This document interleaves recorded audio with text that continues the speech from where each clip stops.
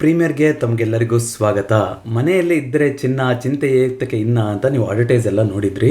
ಇವತ್ತು ಒಂದು ನಿಗೂಢವಾದಂಥ ವಿಷಯ ಇದು. ಇದೇನಾದರೂ ಹೊರಗಡೆ ಬಂತು ಅಂತಂದರೆ ಈ ಶತಮಾನದ ಒಂದು ದೊಡ್ಡ ಕಂಪನಕ್ಕೆ ಈ ಒಂದು ಸುದ್ದಿ ಕಾರಣ ಆಗ್ತಾ ಹೋಗ್ಬೋದು. ಅದು ಚಿನ್ನದ ಬಗ್ಗೆ ಇರುವಂಥದ್ದು. ಈಗ ಗೋಲ್ಡ್ ಪ್ರೈಸು ಗಗನದ ಬೆಲೆಗೆ ಮುಟ್ಟಿದೆ ಅನ್ನೋದು ನಿಮಗೆಲ್ಲರಿಗೂ ಗೊತ್ತಿದೆ. ಅಂದರೆ 24 ಕ್ಯಾರೆಟ್ ಗೋಲ್ಡ್ನ ಬೆಲೆ ಇಂಡಿಯಾದಲ್ಲಿ ಇವಾಗ 87,991 ರೂಪಾಯಿ ಆಗಿದೆ ಈಗ ರೆಕಾರ್ಡ್ ಮಾಡ್ತಿರೋಂಥ ಸಮಯದಲ್ಲಿ. ಸೊ ಈ ಗೋಲ್ಡ್ ರೇಟು ಜಾಸ್ತಿ ಆಗ್ತಾ ಇದೆ. ಇದನ್ನ ತೊಗೊಳೋದು, ಬಿಡೋದು, ಹೋಲ್ಡ್ ಮಾಡೋದು ಅದೆಲ್ಲ ಬಿಡೋಣ. ಆದರೆ ಗೋಲ್ಡ್ ಸುತ್ತಮುತ್ತ ಸುಮಾರು ವಿಚಾರಗಳು ನಡೀತಾ ಇದೆ ಬೇರೆ ದೇಶಗಳಿಂದ ಅಂತ ನೋಡ್ತಾ ಹೋಗೋದಾದರೆ ಅದ್ರ ಬಗ್ಗೆ ಡೀಪಾಗಿ ಇವತ್ತು ಮಾತಾಡುವಂಥ ವಿಚಾರ ತುಂಬ ಇಂಪಾರ್ಟೆಂಟು. ಲಾಸ್ಟ್ಗೆ ಒಂದು ಕನ್ಕ್ಲೂಷನ್ ಇದೆ. ಆದರೆ ಆ ಕನ್ಕ್ಲೂಷನ್ ಕೊಡೋದಕ್ಕಿಂತ ಮುಂಚೆ ಏನೇನಾಗಿದೆ ಹಿಸ್ಟ್ರಿನಲ್ಲಿ ಗೋಲ್ಡು ಅನ್ನೋದನ್ನು ತಿಳ್ಕೊಳ್ಳೋಂಥದ್ದು ವೆರಿ ಇಂಪಾರ್ಟೆಂಟ್. ಹಾಗಾಗಿ ಕೊನೆ ತನಕ ಈ ವಿಡಿಯೋನ ನೋಡ್ತಾ ಬನ್ನಿ. ನಾವು ಇಂಡಿಯಾದಲ್ಲಿ ಸಾಮಾನ್ಯವಾಗಿ 10 ಗ್ರಾಮ್ನ ಅಥವಾ 1 ಗ್ರಾಮು, ಕೆಲವು ರಾಜ್ಯಗಳಲ್ಲಿ 8 ಗ್ರಾಮು ಈ ಥರ ಗೋಲ್ಡ್ನ ನೋಡ್ತಾ ಇರ್ತಾರೆ, ಪ್ರತಿದಿನ ಚೆಕ್ ಮಾಡ್ತಾ ಇರ್ತಾರೆ ಗೋಲ್ಡ್ ರೇಟ್ನ ಅಲ್ವಾ. ಆದರೆ ಇಂಟರ್ನ್ಯಾಷನಲ್ ಮಾರ್ಕೆಟ್ನಲ್ಲಿ ಗೋಲ್ಡ್ ರೇಟ್ನ ಯಾವತ್ತೂ ಕೂಡ ಔನ್ಸಲ್ಲಿ ಅಳಿತಾರೆ. ಅದು OZ ಅಂತ ಬರಿತೀವಿ ಅದನ್ನ ಸಿಂಬಲ್. ಇವಾಗ kg ಹೇಗೆ ಕಿಲೋಗ್ರಾಮಿಗೋ ಅದೇ ರೀತಿಯಾಗಿ OZ ಅಂದರೆ ಅದು 1 ಔನ್ಸ್ ಅಂತ. 1 ಔನ್ಸ್ ಅಂದರೆ ಸರಿಸುಮಾರು 28 ಗ್ರಾಮ್ ಬರ್ತಾ ಹೋಗುತ್ತೆ. ಅದು ನಾನು ಎಕ್ಸಾಕ್ಟ್ ವ್ಯಾಲ್ಯೂ ನಿಮ್ಗೆ ತೋರಿಸ್ತಾ ಇದ್ದೀನಿ. ಸೊ ಈ ರೀತಿಯಾಗಿ ಇಂಟರ್ನ್ಯಾಷನಲ್ ಮಾರ್ಕೆಟ್ನಲ್ಲಿ ಡಾಲರ್ ಮೇಲೆ 1 ಔನ್ಸನ್ನ ನೋಡ್ತಾ ಹೋಗ್ತಾರೆ. ಒಂದು ಔನ್ಸ್ ಗೋಲ್ಡ್ ತೊಗೋಬೇಕು ಅಂದರೆ ಎಷ್ಟು ಡಾಲರ್ ಅಂತ ಹೇಳಿ ಒಂದು ಇಂಡೆಕ್ಸ್ ಇದೆ. ಸೊ ಈಗ ನೀವು ನೋಡ್ತಾ ಹೋಗೋದಾದರೆ 1 ಔನ್ಸ್ ಅಂದರೆ ಸರಿಸುಮಾರು 28 ಗ್ರಾಮ್ ಗೋಲ್ಡ್ ತೊಗೋಬೇಕು ಅಂದರೆ ಸದ್ಯದ ಬೆಲೆಯಲ್ಲಿ $2,984 ಕೊಡಬೇಕಾಗುತ್ತೆ. ಇದು ಇಂಟರ್ನ್ಯಾಷನಲ್ಲಿ ಗೋಲ್ಡ್ ಇರುವಂಥ ಬೆಲೆ.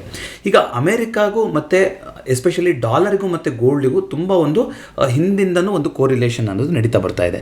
ಅದನ್ನ ನಾವು ತಿಳ್ಕೊಳ್ಳೋಂಥದ್ದು ವೆರಿ ಇಂಪಾರ್ಟೆಂಟ್. ಈಗ ಮುಂದೆ ಎಕನಾಮಿಕ್ ಸೈಕಲಲ್ಲಿ ಯಾವ ರೀತಿ ಬದಲಾವಣೆಗಳಾಗುತ್ತೆ, ಯಾವ್ಯಾವ ರೀತಿಯಂಥ ಪಾಲಿಸಿ ಚೇಂಜ್ ಆಗೋದು, ಎಲ್ಲದಕ್ಕೂ ಕೂಡ ಈ ಒಂದು ವಿಷಯ ಇನ್ಫ್ಲೂಯೆನ್ಸ್ ಆಗ್ತಾ ಹೋಗ್ಬೋದು. ಸೊ ಕೊನೆ ತನಕ ನೋಡ್ತಾ ಹೋಗಿ.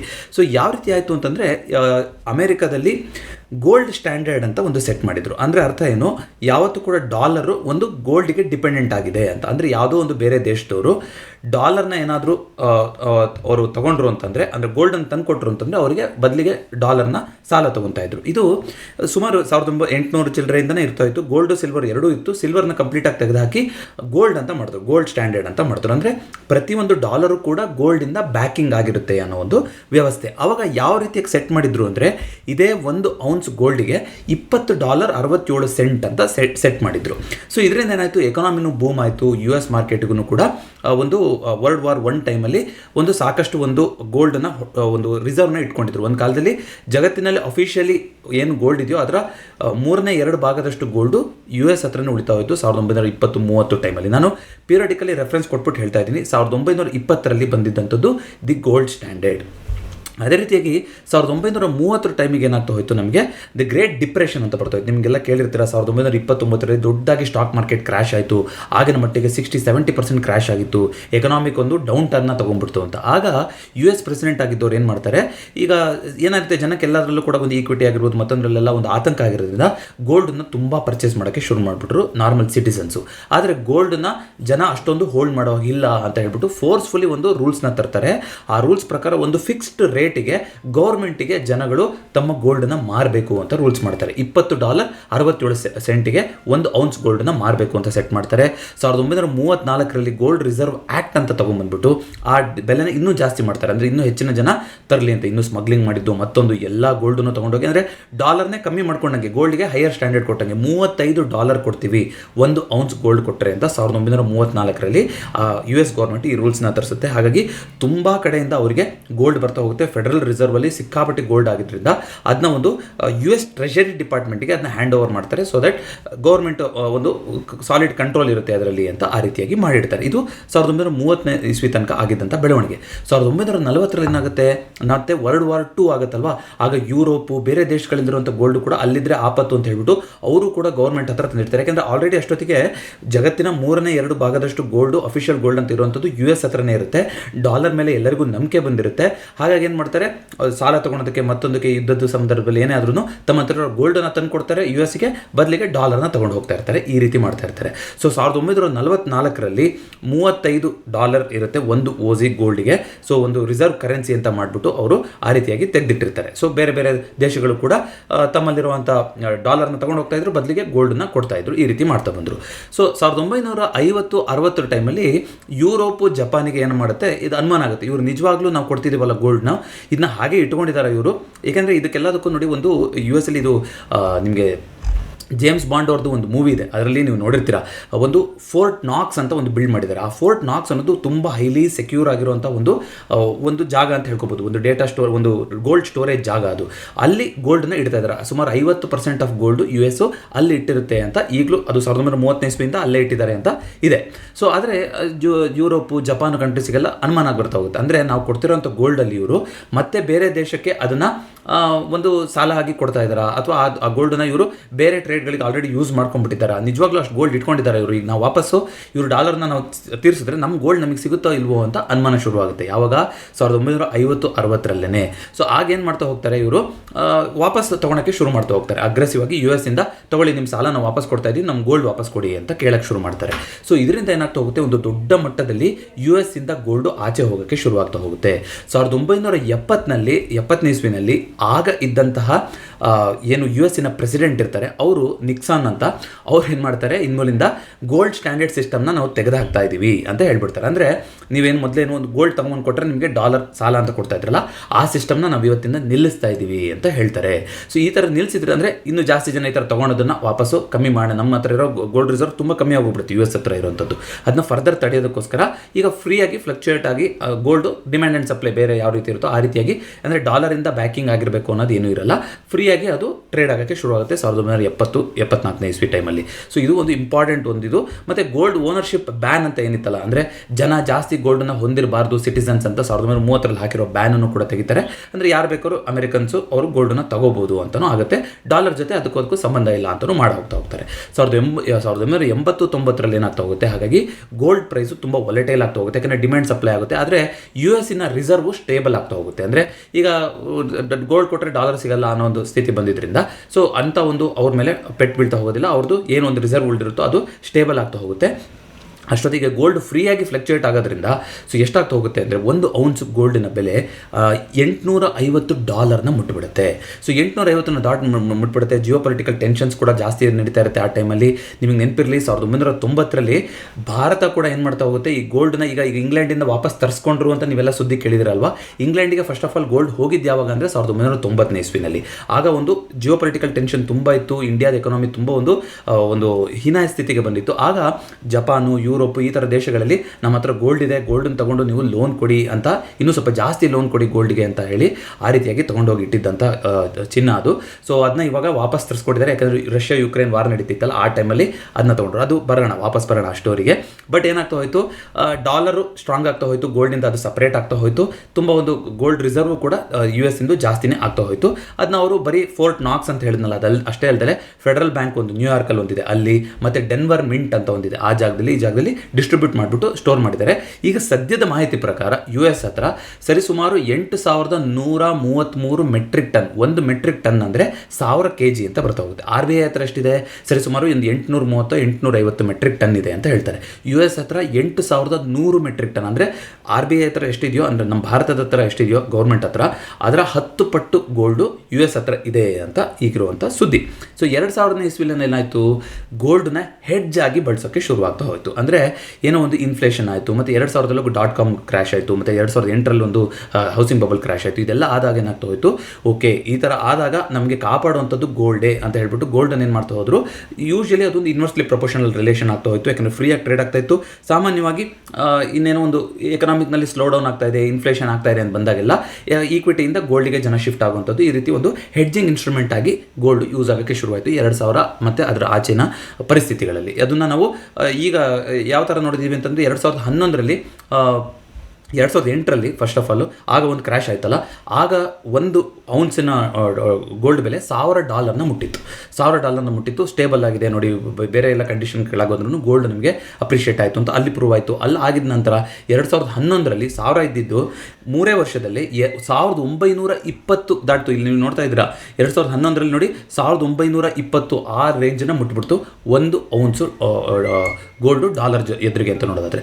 ಆದರೆ 2011ರಿಂದ ನೋಡ್ತಾ ಬನ್ನಿ, ಕೋವಿಡ್ ತನಕ ಒಂದು ಲಾಂಗ್ ಕನ್ಸಾಲಿಡೇಷನ್ ಇದು. ಯಾಕೆಂದರೆ 2011 ಇಂಟರ್ನ್ಯಾಷನಲ್ ಗೋಲ್ಡು ಒಂದು ಔನ್ಸಿಗೆ ಎಷ್ಟು ಮುಟ್ಟಿದೆ, $1920 ಮುಟ್ಟಿದೆ. ನಮ್ಮ ಹಿಂದಿನವರೆಲ್ಲ ನಾವು ಗೋಲ್ಡ್ ತೊಗೊತಾ ಇದ್ರು, ಅವಾಗೆಲ್ಲ ಅಷ್ಟು ನಾವು ಕೊಟ್ಟಿರೋದು ನೆನಪೇ ಇಲ್ಲ ನಮಗೆ, ಇವಾಗ ಮಾತ್ರ ಕೊಟ್ಟಿರೋದು ಅಂತ ನಿಮ್ಗೆ ಅನಿಸ್ತಿದೆ ಅಂದರೆ ಯಾಕೆ ಅಂದರೆ ಇಂಡಿಯಾದಲ್ಲಿ ಗೋಲ್ಡ್ ಪ್ರೈಸು ಬರೀ ಡಾಲರ್ ಮೇಲೆ ಡಿಪೆಂಡ್ ಆಗಿಲ್ಲ, ರುಪಿ ಹೇಗಿದೆ ಅನ್ನೋದ್ರ ಮೇಲೂ ಕೂಡ ಡಿಪೆಂಡ್ ಆಗಿರುತ್ತಲ್ವಾ. ಆವಾಗ ರುಪಿ $30, $25 ಆ ರೀತಿ $40 ಈ ರೀತಿ ಇರ್ಬೋದಿತ್ತು. ಈಗ ಎಷ್ಟಾಗಿದೆ ರುಪಿ? $85-86 ಆಗಿದೆ. ಹಾಗಾಗಿ ನಿಮ್ಗೆ ಅನ್ಸಲ್ಲ. ಆದರೆ ಇಂಟರ್ನ್ಯಾಷನಲ್ ಗೋಲ್ಡ್ ಪ್ರೈಸು 2011 ಸರಿಸುಮಾರು $2,000 ಮುಟ್ಟಿತ್ತು.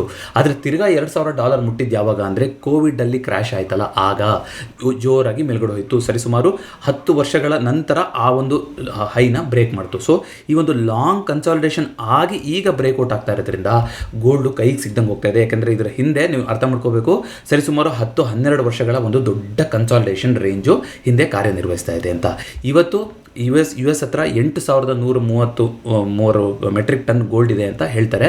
ಆದರೆ ಈಗ ನಾನು ಇಂಪಾರ್ಟೆಂಟ್ ವಿಷಯ ಏನು, ಒಂದು ದೊಡ್ಡ ಒಂದು ಸತ್ಯ ಇದು ಹೊರಗಡೆ ಬಂದರೆ ಅಂತ ಅನಿಸ್ತಿರೋದು ಏನು ಅಂತ ಹೇಳೋಕೆ ಹೊರಟಿದ್ದೀನಿ ಅಂತಂದರೆ, ನಿಜವಾಗ್ಲೂ ಅಮೆರಿಕದ ಹತ್ರ ಇವಾಗ ಅಷ್ಟು ಗೋಲ್ಡ್ ಇದೆಯಾ ಅಂತ ಒಂದು ದೊಡ್ಡ ಪ್ರಶ್ನೆ ಸುಮಾರು ಜನದ ಹತ್ರ ಬರ್ತಾ ಇದೆ. ಅದಕ್ಕೋಸ್ಕರ ನೀವು ನೋಡಿರ್ಬೋದು, ಭಾರತದ ಒಂದು ಕತೆ ಹೇಳಿದ್ನಲ್ಲ, 1990 ಈ ರೀತಿ ಗೋಲ್ಡನ್ನ ಕೊಟ್ಬಿಟ್ಟು ಅಲ್ಲಿಂದ ಸಾಲ ತೊಗೊಂಬಂದರು ಅಂತ. ಆ ಸಾಲನ ತೀರಿಸಿದ್ರು, ಜಪಾನಿಂದ ಆಗಿರ್ಬೋದು, ಇಂಗ್ಲೆಂಡಿಂದ ಆಗಿರ್ಬೋದು, ಅದನ್ನೆಲ್ಲ ಸಾಲನ ತೀರಿಸಿದ್ರು. ಆದರೂ ಕೂಡ ಗೋಲ್ಡನ್ನ ವಾಪಸ್ ತರಿಸ್ಕೊಂಡಿರಲಿಲ್ಲ ನಮ್ಮ ದೇಶ. ಕಾರಣ ಏನು ಅಂದರೆ ಎಲ್ಲದನ್ನು ಇಲ್ಲೇ ಇಟ್ಕೊಳೋದಕ್ಕಿಂತ, ನೋಡಿ ಇಲ್ಲೇನೋ ಒಂದು ನ್ಯಾಚುರಲ್ ಡಿಸಾಸ್ಟರ್ ಆಗ್ಬಿಡ್ತು ಅಂತಂದರೆ ಗೋಲ್ಡನ್ನ ಹೋಲ್ಡ್ ಮಾಡೋಂಥದ್ದು ಎಲ್ಲ ಒಂದೇ ಕಡೆ, ಅದು ಒಂದು ಸ್ವಲ್ಪ ರಿಸ್ಕ್ ಅಲ್ವಾ. ಹಾಗಾಗಿ ಮತ್ತು ಇಂಟರ್ನ್ಯಾಷನಲಲ್ಲಿ ಗೋಲ್ಡನ್ನು ಟ್ರೇಡ್ ಮಾಡಬೇಕು ಅಂತಂದರೆ ಅಲ್ಲಿದ್ದರೆ ಈಸಿ, ಅದು ಡಾಲರಲ್ಲಿ ಟ್ರೇಡ್ ಮಾಡ್ಬೋದು. ಮತ್ತೊಂದು ಬೇರೆ ದೇಶದಲ್ಲಿದ್ದರೆ ಈಸಿ ಅಂತ ಹೇಳ್ಬಿಟ್ಟು ಇಂಗ್ಲೆಂಡಲ್ಲಿ ಆ ರೀತಿ ಇತ್ತು. ಬರೀ ಅಲ್ಲಷ್ಟೇ ಅಲ್ಲ, ಸ್ವಿಟ್ಜರ್ಲೆಂಡ್ ಬೇರೆ ಬೇರೆ ಕಡೆ ಇದ್ದು, ಭಾರತದಲ್ಲೂ ಇಲ್ವಾ ಅಂದರೆ ಇದೆ. ಎಲ್ಲಿದೆ ಅಂದರೆ ಮುಂಬೈ ಮತ್ತು ನಾಗ್ಪುರಲ್ಲಿ ವಾಲ್ಟ್ ಇದೆ. ಯಾವುದು ಭಾರತದ್ದು. ಇವಾಗ ಇಂಗ್ಲೆಂಡಿಂದ ತರಿಸ್ಕೊಂಡ್ರಲ್ಲ, ಅದನ್ನು ಕೂಡ ಈಗ ಮುಂಬೈ ಮತ್ತು ನಾಗ್ಪುರಲ್ಲಿ, ಯಾಕಂದರೆ RBI ಹೆಡ್ ಆಫೀಸ್ ಮಹಾರಾಷ್ಟ್ರದಲ್ಲೇ ಇರೋದ್ರಿಂದ 2 ಗೋಲ್ಡ್ ವಾಲ್ಟು ಕೂಡ, ಮತ್ತು ಕೋಸ್ಟಲ್ಲಿಗೆ ಹತ್ತಿರ ಅಂತ ಇರ್ಬೋದು. ಸೊ ಮುಂಬೈ ನಾಗ್ಪುರದಲ್ಲಿ ಇದೆ ಅಂತ ನಾನು ಓದಿದಾಗ ನನಗೆ ಸಿಕ್ತು. ಸೊ ಅಲ್ಲಿದೆ ವಾಲ್ಟ್ ಅಂತ, ಯಾಕಂದರೆ ಯಾರಿಗಾರು ಕುತೂಹಲ ಇರ್ಬೋದು ಅಂತ.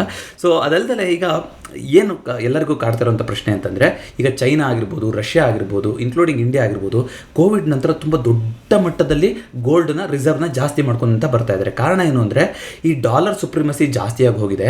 ಡಾಲರಿಗೆ ನಾವು ಆಲ್ಟರ್ನೇಟಿವ್ ಆಗಿ ಒಂದು ಕರೆನ್ಸಿ ಬಿಲ್ಡ್ ಮಾಡಬೇಕು ಅಂದರೆ ಕಷ್ಟ ಇದೆ. ಯಾಕೆಂತಂದರೆ ಯಾವುದು ದೇಶದ ಕರೆನ್ಸಿ ಅಂತ ಒಪ್ಕೊಳೋದು ಅನ್ನೋದು ಆ ಒಂದು ಫೈಟ್ ಬರ್ತಾ ಹೋಗುತ್ತಲ್ವ. ಈಗ ರಷ್ಯಾ ಕರೆನ್ಸಿ ಒಪ್ಕೋಬೇಕಾ, ಚೈನಾ ಕರೆನ್ಸಿ ಒಪ್ಕೋಬೇಕಾ, ಇಂಡಿಯಾ ಕರೆನ್ಸಿ ಒಪ್ಕೋಬೇಕಾ ಅನ್ನೋದು ಅಲ್ಲೇ ಒಂದು ತಾರತಮ್ಯ ಬರ್ತಾ ಹೋಗುತ್ತೆ. ಹಾಗಾಗಿ ಎಲ್ಲದಕ್ಕೂ ಈಕ್ವಲ್ ಆಗಿರುವಂಥದ್ದು ಅಂದರೆ ಇದು ಗೋಲ್ಡ್. ಸೊ ಹಾಗಾಗಿ ಏನು ಮಾಡಿದ್ರು, ಗೋಲ್ಡನ್ನ ತುಂಬ ದೊಡ್ಡ ಮಟ್ಟದಲ್ಲಿ ರಿಸರ್ವ್ ಆಗಿ ಈ 3 ಕಂಟ್ರಿಗಳು ಇವಾಗ ಡೆವಲಪ್ ಮಾಡಿಕೊಂಡು ಬಂದಿರೋದನ್ನ ನಾವು ನೋಡಿದ್ದೀವಿ. ಈಗ ಎಲ್ಲರಿಗೂ ಕಾಡ್ತಿರೋ ಪ್ರಶ್ನೆ ಏನು ಅಂತಂದರೆ, 8,133 ಮೆಟ್ರಿಕ್ ಟನ್ ಗೋಲ್ಡ್ ಇದೆ ಅಂತ ಅಮೆರಿಕ ಹೇಳ್ತಿದ್ದಾರಲ್ಲ, ಅದನ್ನು ನೋಡಿದವ್ರು ಯಾರೂ ಇಲ್ಲ. ಆ ಫೋರ್ಟ್ ನಾಕ್ಸ್ ಅಂತ ನಾನು ನಿಮ್ಗೆ ಹೇಳಿದ್ನಲ್ಲ, ಒಂದು ವಾಲ್ಟ್ ಇದೆ ಅಂತ, ಅದರ ಲಾಸ್ಟ್ ಆಡಿಟ್ ಆಗಿರುವಂಥದ್ದು, ಇಷ್ಟು ಗೋಲ್ಡ್ ಇದೆ, ಇಷ್ಟು ಸೀರಿಯಲ್ ನಂಬರು ಈ ಥರ ಬಂದಿರೋದು ಅಂತ ಆಗಿರೋದು 1953ನೇ ಇಸ್ವಿನಲ್ಲಿ. ಅಲ್ಲಿಂದ ಇದುವರೆಗೂ ಅಲ್ಲಿ ನಿಜವಾಗ್ಲೂ ಗೋಲ್ಡ್ ಇದೆಯಾ, ಏನು ಕತೆ ಅಂತ ಯಾರೂ ಕೂಡ ನೋಡಿಲ್ಲ. ಇದು ಇವಾಗಲೇ ಎತ್ತಿರೋ ಪ್ರಶ್ನೆ ಅಂತ ಅನ್ಕೋಬೇಡಿ.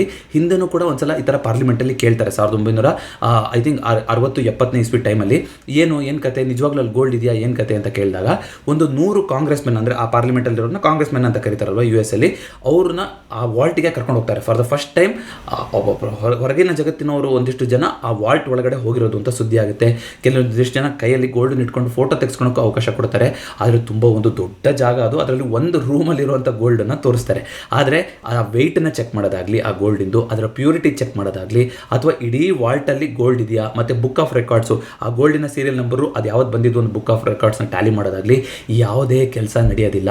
ಸರಿಸುಮಾರು 1.5-2 ಗಂಟೆಗಳ ಕಾಲ ಒಂದು 100 ಜನ ಒಳಗಡೆ ಹೋಗಿ ಆ ಗೋಲ್ಡನ್ನು ನೋಡಿ ಫೋಟೋನ ಗಿಟನ್ನು ತೆಕ್ಕೊಂಡು ಹೊರಗಡೆ ಬಂದು, ನಮಗೆ ಎಲ್ಲ ಕಡೆ ಗೋಲ್ಡ್ ಕಾಣಿಸ್ತು ಇಲ್ಲಿ ಅಂತ ಒಂದು ಸ್ಟೇಟ್ಮೆಂಟ್ ಕೊಟ್ಟಿದ್ಬಿಟ್ರೆ, ಪಬ್ಲಿಕಲಿ ಕ್ಲೀನಾಗಿ ಆಡಿಟ್ ಆಗಿರುವಂಥ ರೆಕಾರ್ಡ್ಸು ಇದುವರೆಗೂ US ಗೌರ್ಮೆಂಟಿಂದ ಬಂದಿಲ್ಲ. ಆದರೆ ಅವರು ಈ ಒಂದು ಅಲಿಗೇಷನ್ನ ತಳ್ಕೊಂಡೇ ಬಂದಿದ್ದಾರೆ, ಆ ಥರ ಏನಿಲ್ಲ ನಮ್ಮ ಹತ್ರ ಗೋಲ್ಡ್ ಇದೆ ಅಂತ. ಆದರೆ ನಿಜವಾಗ್ಲೂ ಗೋಲ್ಡ್ ಇದೆಯಾ ಅನ್ನೋದು ಗೊತ್ತಿಲ್ಲ. ಸೊ ನೋಡಿ, ಇದರಿಂದಾಗಿ ಸಾಕಷ್ಟು ಸ್ಪೆಕ್ಯುಲೇಷನ್ ಇದೆ ಇವಾಗ. ಅಂದರೆ ಈಗಲೂ ಕೂಡ ಸುಮಾರು ಕಂಟ್ರಿಗಳದ್ದು ರಿಸರ್ವಲ್ ಅಂತ ಇದೆ ಅಲ್ವಾ, ಅವ್ರೇನಾದ್ರು ವಾಪಸ್ ತೊಗೊಳಕ್ಕೆ ಹೋದ್ರು ಅಂದರೆ ಎಲ್ಲ ದೇಶಗಳು ಕೂಡ ತಮ್ಮ ಗೋಲ್ಡನ್ನು ನಮ್ಗೆ ವಾಪಸ್ ಕೊಟ್ಬಿಡಿ ನಮ್ಮ ದೇಶಕ್ಕೆ ಅಂತ ತೊಗೊಂಡು ಹೋದ್ರು ಅಂತಂದರೆ, ನಿಜವಾಗ್ಲೂ ಅಷ್ಟು ಗೋಲ್ಡು ಎಲ್ಲ ದೇಶಕ್ಕೂ ಆಗೋಷ್ಟು ಜಗತ್ತಲ್ಲಿ ಇದೆಯಾ ಅನ್ನೋದೇ ಇವಾಗ ಪ್ರಶ್ನೆ ಬಂದ್ಬಿಟ್ಟಿದೆ. RBI ಈಗ ಇಂಡಿಯಾ ವಾಪಸ್ ತರಿಸ್ಕೊಂಡಿದ್ದು ಕಾರಣ ಉಕ್ರೇನು ರಷ್ಯಾ ಆ ಟೈಮಲ್ಲಿ ಸ್ವಲ್ಪ ಯುರೋಪ್ ಕಂಟ್ರೀಸಲ್ಲಿ ಟೆನ್ಷನ್ ಜಾಸ್ತಿ ಆಯ್ತಲ್ವ. ಹಾಗಾಗಿ ಅಲ್ಲಿರೋದು ಬೇಡ, ವಾಪಸ್ ನಮ್ದಕ್ಕೆ ಬರಲಿ. ಮತ್ತು ಇನ್ನೊಂದೇನು, ಒಂದು ಕಾನ್ಫಿಡೆನ್ಸು, ಒಂದು ಹೀನಾಯ ಪರಿಸ್ಥಿತಿನಲ್ಲಿ ಒಂದು ಎಕನಾಮಿಕ್ ಬಿದ್ದೋದಂಥ ಸಂದರ್ಭದಲ್ಲಿ ನಾವು ಅನಿವಾರ್ಯವಾಗಿ ನಾವು ಅಲ್ಲಿ ಇಡಬೇಕಾದಂಥ ಪರಿಸ್ಥಿತಿ ಬಂದಿತ್ತು. ಈಗ ನಾವು ಚೆನ್ನಾಗಿದೆ, ನಮ್ಮ ಸ್ಟೆಬಿಲಿಟಿನೂ ಚೆನ್ನಾಗಿದೆ ಅಂತ ಅದರ ಒಂದು ಸೂಚ್ಯಂಕನೂ ಮಾಡ್ತಾ ಹೋಗುತ್ತೆ. ಜೊತೆಗೆ ಈ ಥರದ ರಿಸ್ಕು ಇರೋದಿಲ್ಲ ಅಂತ ಹೇಳ್ಬಿಟ್ಟು ಆಲ್ಮೋಸ್ಟ್ ಇವಾಗ 850 ಮೆಟ್ರಿಕ್ ಟನ್ ಏನೋ ಇದೆಯಲ್ಲ ನಮ್ಮದು, ಅದರಲ್ಲಿ 500 ಮೆಟ್ರಿಕ್ ಟನ್ನಷ್ಟು ನಾವು ವಾಪಸ್ ತರಿಸ್ಕೊಂಡ್ಬಿಟ್ಟಿದ್ದೀವಿ. ಇನ್ನೊಂದು 250-300 ಮೆಟ್ರಿಕ್ ಟನ್ನು ಸ್ವಿಟ್ಜರ್ಲ್ಯಾಂಡು, ಬೇರೆ ಬೇರೆ ಕಡೆ ಬರ್ಲಿನ್ ಈ ಥರ ದೇಶಗಳಲ್ಲಿ ಒಂದಿಷ್ಟು ಇದೆ ಈಗಲೂ ಕೂಡ. ಆದರೆ ಸುಮಾರು ಗೋಲ್ಡನ್ನು ನಾವು ವಾಪಸ್ ತರಿಸ್ಕೊಂಡಿದ್ದೀವಿ. ಆದರೆ ಎಲ್ಲ ದೇಶಗಳು ಈ ಥರ ಮಾಡ್ತಾ ಹೋಯಿತು ಅಂತಂದರೆ ನಿಜವಾಗ್ಲೂ ಗೋಲ್ಡ್ ಉಳಿಯುತ್ತಾ ಅನ್ನೋದು ಒಂದು ದೊಡ್ಡ ಪ್ರಶ್ನೆ ಇದೆ. ಯಾಕಂದರೆ ನಿಜವಾಗ್ಲೂ ಗೋಲ್ಡ್ ಅಷ್ಟು US ಇಟ್ಕೊಂಡಿದೆಯಾ ಅನ್ನೋದು ಒಂದು ಪ್ರಶ್ನೆ. ಇದು ಒಂದು ಕಾಡ್ತಾ ಇರುವಂಥ ಸ್ಪೆಕ್ಯುಲೇಷನ್ನು. ಎರಡನೇದೇನು ಅಂತಂದರೆ ಗೋಲ್ಡಿನ ಪ್ಯೂರಿಟಿ ಬಗ್ಗೆ. ಸುಮಾರು ಒಂದು ಚೈನಾದಿಂದ ಬಂದಿದ್ದಂಥ ರಿಪೋರ್ಟ್ ಇದು 2009ರಲ್ಲಿ.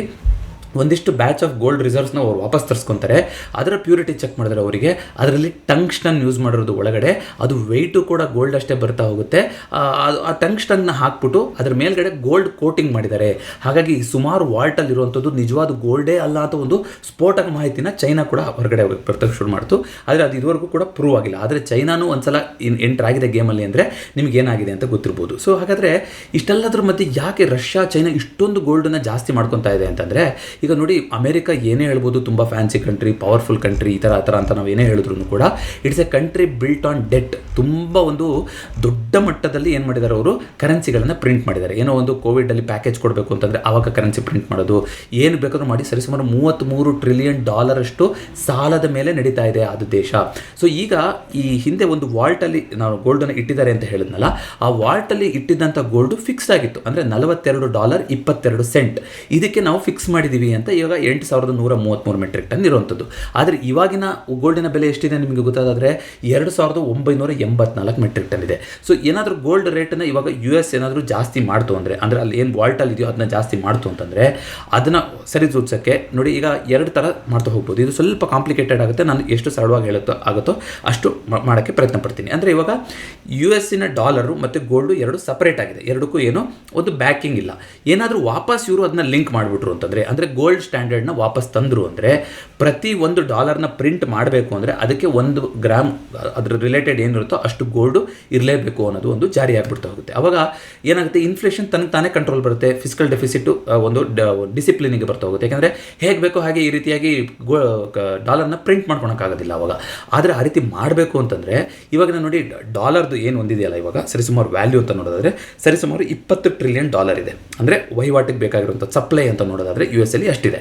ಈಗ ಒಂದು ಅದನ್ನ ಈಗಿರೋ ಗೋಲ್ಡ್ಗೆ ಅದನ್ನ ಸರಿಗೂಡಿಸ್ಬೇಕು ಅಂತ ಏನಾದ್ರು ಮಾಡಬೇಕು ಅಂತಂದರೆ ಈಗ $2,980 ಏನಿದೆಯಲ್ಲ ಪರ್ ಓಸಿಗೆ ಅಷ್ಟಿದೆಯಲ್ಲ ಡಾಲರು, ಅದನ್ನ $76,500 ಅಂತ ಫಿಕ್ಸ್ ಮಾಡಬೇಕಾಗುತ್ತೆ. ಅಂದರೆ ಇಫ್ ಅಟ್ ಆಲ್ ಈಗ ಎಷ್ಟು ಡಾಲರ್ ನಡೀತಾ ಇದೆಯೋ US-ಅಲ್ಲಿ ಅಷ್ಟನ್ನು ಕೂಡ ಗೋಲ್ಡ್ ಬ್ಯಾಕ್ ಮಾಡಬೇಕು. ಅದನ್ನ ಗೋಲ್ಡ್ ಸ್ಟ್ಯಾಂಡರ್ಡ್ ಅಂತ ಮಾಡಬೇಕು ಅಂದರೆ ಈ ಬೆಲೆ ಎಲ್ಲಿಗೆ ಹೋಗಬೇಕಾಗುತ್ತೆ, 76,500 ಪರ್ ಔನ್ಸ್ ಅಲ್ಲಿಗೆ ಹೋಗಿ ಸೆಟ್ ಮಾಡಬೇಕಾಗುತ್ತೆ. ಫುಲ್ಲಿ ಬ್ಯಾಕ್ ಸಪ್ಲೈ ಆಗಬೇಕು ಅಂತಂದರೆ ಆ ರೀತಿ ಮಾಡೋದು ಡೌಟ್ ಇದೆ.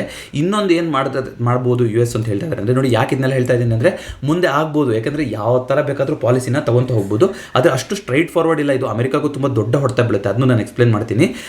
ಇನ್ನೊಂದು ಪಾರ್ಷಿಯಲ್ ಗೋಲ್ಡ್ ಬ್ಯಾಕಿಂಗ್ ಮಾಡ್ಬೋದು ಅಂತ ಅಂದರೆ ಎಷ್ಟಿದೆಯೋ US ಹತ್ರ ಡಾಲರು ಅದರ 40% ಅಷ್ಟು ಡಾಲರ್ನ ನಾವು ಗೋಲ್ಡಿಂದ ಬ್ಯಾಕಿಂಗ್ ಮಾಡ್ತೀವಿ ಅಂತ ಮಾಡ್ತಾ ಹೋಯ್ತು ಅಂದ್ರೂ ಕೂಡ 1 ಔನ್ಸ್ ಗೋಲ್ಡ್ದು ಎಷ್ಟು ಸೆಟ್ ಮಾಡಬೇಕಾಗುತ್ತೆ, $30,600 ಅಂತ ಸೆಟ್ ಮಾಡಬೇಕಾಗುತ್ತೆ.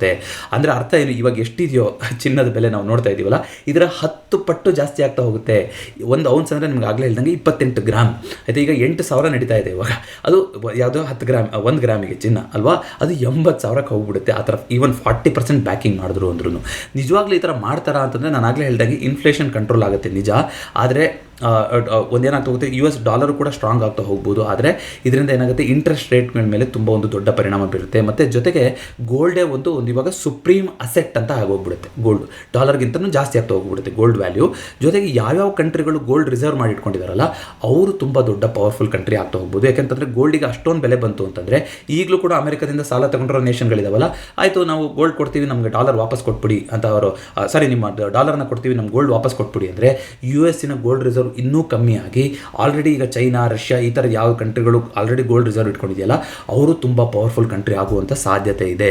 ಸೊ ಆದರೆ ಇನ್ನೊಂದು ಆ್ಯಂಗಲಿಂದ ಅಂತ ನಾವು ನೋಡ್ತಾ ಹೋಗೋದಾದರೆ ಅಮೆರಿಕ ಇಷ್ಟೊಂದು ದೊಡ್ಡ ಒಂದು ಇದರಲ್ಲಿ ಒಂದು ಸಾಲದಲ್ಲಿ ಬೆಳೆದ್ಬಿಟ್ಟಿದೆಯಲ್ಲ, ಆ ಸಾಲ ಪೂರ್ತಿ ವೈಪೌಟ್ ಆಗುವಂಥ ಸಾಧ್ಯತೆಯೂ ಇದೆ. ಇದೆಲ್ಲ ಆಗುತ್ತೋ ಇಲ್ವೋ ಗೊತ್ತಿಲ್ಲ, ಆದರೆ ಅಮೆರಿಕನೂ ಕೂಡ ಇಂಗ್ಲೆಂಡಿಂದ ದೊಡ್ಡ ಪ್ರಮಾಣದಲ್ಲಿ ಗೋಲ್ಡ್ಗಳನ್ನು ವಾಪಸ್ ಅಲ್ಲೂ ಒಂದು ಸ್ವಲ್ಪ ಇಟ್ಟಿದ್ರಲ್ಲ, ಅದು ಆ ರಿಸರ್ವ್ನು ಕೂಡ ವಾಪಸ್ ತರಿಸ್ಕೊತಾ ಇದ್ದಾರೆ ಅಂತ ಸುದ್ದಿ ಬರ್ತಾ ಇದೆ. ಏನೋ ಒಂದು ಸುತ್ತಮುತ್ತ ನಡೀತಾ ಇದೆ. ಚೈನಾನು ಕೂಡ ಇವಾಗ ದೊಡ್ಡ ಮಟ್ಟದಲ್ಲಿ ಇನ್ವಾಲ್ವ್ ಆಗಿದೆ. ಆದರೆ ಇದೆಲ್ಲ ಇಷ್ಟು ಈಸಿಯಾಗಿ ಆಗೋಗುತ್ತಾ ಅಂದರೆ ಇಲ್ಲ. ಇದರಿಂದ ಸುಮಾರು ಒಂದು ಅಲ್ಲೋಲ ಕಲ್ಲೋಲ ಆಗುವಂಥ ಸಾಧ್ಯತೆ ಇದೆ ಜಗತ್ತಲ್ಲಿ. ಎರಡು ಆದ್ರೂ ಸಾಕು. ಒಂದು US ಹತ್ರ ನಿಜವಾಗ್ಲೂ ಅಷ್ಟು ಗೋಲ್ಡ್ ಇಲ್ಲ ಅಂತ ಏನಾದರೂ ಪ್ರೂವ್ ಆದ್ರೂ ಕೂಡ ಗೋಲ್ಡ್ ಪ್ರೈಸಲ್ಲಿ ಒಂದು ತುಂಬ ದೊಡ್ಡನ ಒಂದು ಡಿಮ್ಯಾಂಡ್ ಕ್ರಿಯೇಟ್ ಆಗ್ತಾ ಹೋಗ್ಬೋದು. ಇನ್ನೊಂದು ಅಕಸ್ಮಾತ್ ಏನಾದರೂ ಈ ಥರ ಒಂದು ಡಾಲರ್ನ ಗೋಲ್ಡಿಂದ ಬ್ಯಾಕ್ ಮಾಡ್ತೀವಿ ಅಂತ ಮಾಡಿದ್ರು ಅಂದ್ರೂ ಕೂಡ ಒಂದು ಜಗತ್ತಿನಲ್ಲಿ ಒಂದು ಫೈನಾನ್ಷಿಯಲ್ ಪವರೇ ಆಚೆ ಈಚೆ ಆಗುವಂಥ ಸಾಧ್ಯತೆ ಇದೆ. ಇನ್ನೊಂದು ಅಕಸ್ಮಾತ್ ಯಾರಾದರೂ ಆ ಗೋಲ್ಡಲ್ಲಿರುವಂಥ ಪ್ಯೂರಿಟಿ ಸರಿ ಇಲ್ಲ ಅಂತ ಪ್ರೂವ್ ಮಾಡಿದ್ರು ಅಂದ್ರೂ ಕೂಡ ಗೋಲ್ಡು ನಾವು ಅಂದ್ಕೊಂಡಷ್ಟೆಲ್ಲ ಲಿಮಿಟೆಡ್ ಇದೆ ಅಂತ ಆಗುತ್ತೆ. ಆಗ ಅದಕ್ಕೆ ಮತ್ತೆ ಡಿಮ್ಯಾಂಡ್ ಬರುತ್ತೆ. ಈಗ ಎಲ್ಲದರಿಂದನೂ ಕೂಡ ಗೋಲ್ಡ್ ರೇಟು ತುಂಬ ಒಂದು ದೊಡ್ಡ ಮೇಲ್ಗಡೆ ಹೋಗುವಂಥ ಸಾಧ್ಯತೆ ಕಾಣಿಸ್ತಾ ಇದೆ. ಹಾಗಾಗಿ ಲಾಂಗ್ ಟರ್ಮಲ್ಲಿ ಯಾರಾದರೂ ಗೋಲ್ಡನ್ನು ಹೋಲ್ಡ್ ಮಾಡಿದ್ದೀರಾ ಅಂದರೆ considering the 11 months consolidation period ಆಗಿರೋದ್ರಿಂದ ಎಗೇನ್ ಇದು ಒಂದು ಯಾವುದೇ ಒಂದು ಬೈ ಮಾಡಿ ಸೆಲ್ ಮಾಡಲಿ ಅಂತ ಹೇಳುವಂಥ ರೆಕಮೆಂಡೇಷನ್ ಆಗಿಲ್ಲ. ಆದರೆ ಏನೇನು ಸಾಧಕ ಬಾಧಕಗಳಿದೆ ಅಂತ ತೋರಿಸಿದ್ದೀನಿ. ಇದು ತುಂಬ ಜನಕ್ಕೆ ಈ ವಿಡಿಯೋ ಬೋರಿಂಗ್ ಆಗಿರ್ಬೋದು, ಬಟ್ ಈ ಥರ ಮಾಹಿತಿ ನೀವು ಕೇಳೋದಕ್ಕೆ ತುಂಬ ಕಷ್ಟ ಇರುತ್ತೆ, ಸಿಕ್ಕಿರೋದು ಕೂಡ ಕಷ್ಟ ಇರುತ್ತೆ ನಿಮಗೆ. ಇಲ್ಲಿ ನೋಡೋದಾದರೆ ನೋಡಿ, ಕ್ಲೀನಾಗಿ ಒಂದು ಕಪ್ ಆ್ಯಂಡ್ ಹ್ಯಾಂಡಲ್ ಪ್ಯಾಟರ್ನ್ ಆಗಿದೆ ಅಂತ ಹೇಳ್ಬೋದು. ನಾವು ಇಲ್ಲಿ ಹಿಸ್ಟಾರಿಕಲಿ ಒಂದು ದೊಡ್ಡದಿದ್ದು, ಇಲ್ಲಿ ಒಂದು ಕಪ್ ಆ್ಯಂಡ್ ಹ್ಯಾಂಡಲ್ ಪ್ಯಾಟರ್ನ್, ಅದಕ್ಕೆ ಆಗ್ತಾ ಇರೋಂಥ ಬ್ರೇಕ್ಔಟ್. ಹಾಗಾಗಿ ದಯವಿಟ್ಟು ಹೋಲ್ಡ್ ಮಾಡಿರೋರು ಗೋಲ್ಡನ್ನ ಹೋಲ್ಡ್ ಮಾಡಿ. ಈ ಥರ ಸುದ್ದಿಗಳು ನಿಜವಾಗ್ಲೂ ಆಗ್ತಾ ಹೋಯಿತು ಅಂತಂದರೆ, ಲಾಂಗ್ ರನ್ನಲ್ಲಿ ನೀವು ಚಾರ್ಟ್ ಅನಾಲಿಸಿಸ್ ಮಾಡ್ತು ಅಂತಂದರೆ ಗೋಲ್ಡು ಇನ್ನೂ ತುಂಬ ಹೋಗುವಂಥ ದಾರಿ ತುಂಬ ಮೇಲಿದೆ ಅನ್ನೋ ಥರದ್ದು ಕಾಣಿಸ್ತಾ ಇದೆ. ಹಾಗಾಗಿ ನೋಡೋಣ, ತುಂಬ ಇಂಟ್ರೆಸ್ಟಿಂಗ್ ಆಗಿದೆ ಗೋಲ್ಡು ಯಾವ ರೀತಿಯಾಗಿ ಶೇಪ್ ಆಗ್ತಾ ಹೋಗುತ್ತೆ ಅಂತ. ಈಗ ಬೈ ಮಾರ್ಕೆಟ್ ಕ್ಯಾಪಿಟಲೈಸೇಷನ್ನು ರಿಯಲ್ ಎಸ್ಟೇಟು, ಆಯಿಲು, ಕರೆನ್ಸಿನ ಬಿಟ್ಬಿಟ್ಟು ಅಂತ ನೋಡೋದಾದರೆ ಗೋಲ್ಡ್ ಇವಾಗ ನಂಬರ್ 1 ಮಾರ್ಕೆಟ್ ಕ್ಯಾಪಿಟಲೈಸೇಷನ್ ಅಂತ ಅಸೆಟ್ ಆಗಿದೆ. ಸಾಧ್ಯವಾದ ಮಟ್ಟಿಗೆ ನಾನು ವಿಡಿಯೋದಲ್ಲಿ ಮಧ್ಯದಲ್ಲಿ ಮಾತಾಡ್ತಾ ಅದರ ರಿಲೇಟೆಡ್ ಪ್ರೂಫ್ಸ್ನ ತೋರಿಸುವಂಥ ಪ್ರಯತ್ನ ಪಟ್ಟಿದ್ದೀನಿ. ಈ ವಿಡಿಯೋ ಇಷ್ಟ ಆಗಿತ್ತು ಅಂತಂದರೆ ದಯವಿಟ್ಟು ವಿಡಿಯೋನ ಲೈಕ್ ಮಾಡಿ ಹಾಗೂ ಚಾನಲ್ಗೆ ಸಬ್ಸ್ಕ್ರೈಬ್ ಮಾಡಿ. ಈ ಥರದ ಇನ್ನೂ ಹೆಚ್ಚಿನ ಕಂಟೆಂಟ್ ಬೇಕಿತ್ತು ಅಂತಂದರೆ ದಯವಿಟ್ಟು ಚಾನಲ್ಗೆ ಸಬ್ಸ್ಕ್ರೈಬ್ ಮಾಡಿ ಮತ್ತು ಹೆಚ್ಚು ಈ ಜನಕ್ಕೆ ತಲುಪೋಕ್ಕೆ ಈ ಚಾನಲ್ನ ವಿಡಿಯೋಗಳನ್ನು ಶೇರ್ ಮಾಡ್ತಾ ಹೋಗಿ ಅಂತ ಕೇಳ್ಕೊತೀನಿ. ಮತ್ತೊಂದು ವಿಡಿಯೋದೊಂದಿಗೆ ಭೇಟಿಯಾಗೋಣ. ಎಲ್ರಿಗೂ ನಮಸ್ಕಾರ.